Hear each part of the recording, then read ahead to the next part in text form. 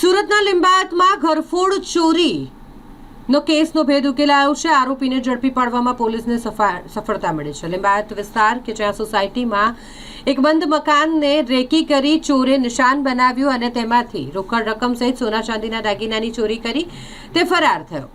આરોપીને લિંબાયત પોલીસ દ્વારા ધરપકડ કરવામાં આવી છે. આરોપી વામિયા મુસ્તાક શાહની ધરપકડ કરવામાં આવી છે. સોસાયટીના મકાન નંબર 301ને આરોપીએ નિશાન બનાવ્યું.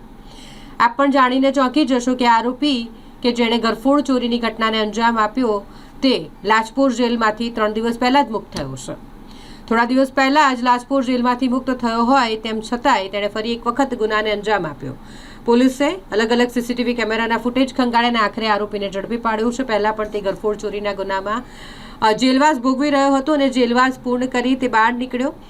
જામીન પર બહાર નીકળતાની સાથે તેણે વધુ એક ચોરીની ઘટનાને અંજામ આપ્યો છે. લગ્ન પ્રસંગમાં ગયો હોય આ પરિવાર અને પરિવારના ઘરને ચોરે નિશાન બનાવ્યું અને ઘરમાંથી રોકડ રકમ સહિત સોનાના દાગીનાની ચોરી કરી તે ફરાર બન્યો હતો. જો કે પોલીસે આ મામલે તેને ઝડપી પાડ્યો છે.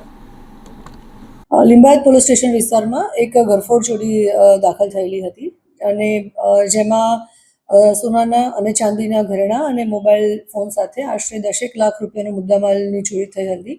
જેમાં ઘર માલિક છે પોતે ઘર બંધ કરી અને લગ્નમાં ગયેલ હતા. એ વખતે રેકી કરી અને જે આરોપી છે માવિયા સન ઓફ મુસ્તાક, જેની ઉંમર 29 વર્ષ છે, જે છૂટક મૂટક મજૂરી કામ કરે છે, જે શાહપુર સોસાયટી ગલી નંબર 3 અને લિંબાયતમાં સુરત શહેરમાં રહે છે. મૂળ ગામ ઇસ્લામપુરા, તાલુકો ધુલિયા અને જિલ્લો જલગાંવના છે. જે આરોપી છે એ અગાઉ પણ આવી ઘરફોડ ચોરી એના વિરુદ્ધમાં દાખલ થયેલી છે લિંબાયત પોલીસ સ્ટેશનમાં અને અન્ય પોલીસ સ્ટેશનમાં.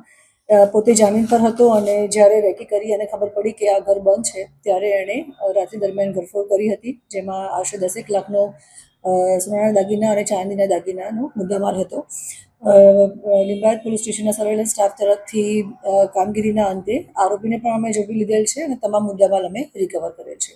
જે આરોપી છે તે પરિચિત હતો જગ્યાથી કે તે લિંબાયત પોલીસ સ્ટેશન વિસ્તારમાં જ રહે છે, એટલે એ આજુબાજુના વિસ્તારમાં જ્યારે ફરતો હતો અને રેકી કરતો હતો ત્યારે એને ખ્યાલ આવ્યો કે એ વિસ્તારમાં જ આ ઘર બંધ છે, એટલે એણે બંધ ઘરને ટાર્ગેટ કર્યું હતું અને આ રીતે રાત્રે એણે ઘરફોડ કરી હતી. જેને બારીમાંથી ચોર છે તે ઘરમાં પ્રવેશ થયો તો એવી માહિતી મળી.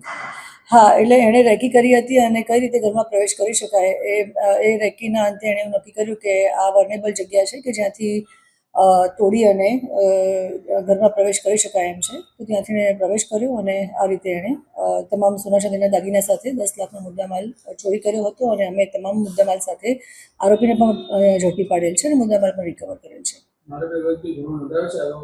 હા, આરોપીનો ગુનાહિત ઇતિહાસ છે. ઓલરેડી આ ઘરફોડ ચોરીનો જ આરોપી છે, જે એના અગાઉ એના વિરુદ્ધમાં 2 ગુના દાખલ થયેલા છે અને અત્યારે જામીન પર છે.